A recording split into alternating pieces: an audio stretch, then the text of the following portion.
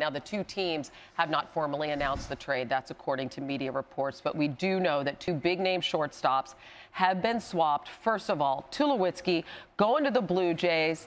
Haven't been to the playoffs since they won the World Series in '93. What does he mean for that team? Well, Toronto gets the best shortstop in baseball, and he has been for several years now. He is a clear upgrade offensively and defensively over Jose Reyes, who's a good player. Tulo, when he's right and healthy, is a better player. Now, we'll see how he does out of the altitude in Colorado.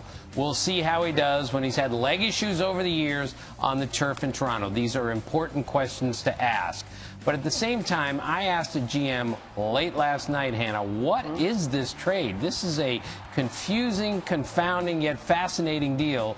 And the GM told me this is Toronto getting ready to do something else, meaning I don't think he's saying they're going to flip Tulo, although that's a possibility. They send him to a team that really needs a shortstop, such as San Diego. But this is also Toronto gearing up to go get a pitcher, because we know the Blue Jays have the best offensive team in the major leagues. They've scored 72 more runs than anyone else. They don't need another offensive player. They have to get a pitcher. So this is not the end of the Blue Jays making a move. This is the beginning of Toronto finding a way to go get a pitcher in, because they haven't been to the playoffs, as you said, since '93.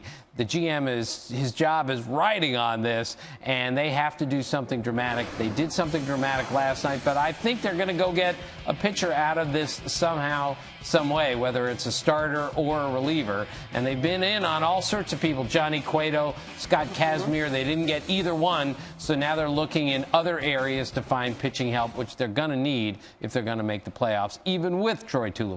Yeah, they got that puzzle piece of Troy Tulo. So that's a very interesting asset, one way or another.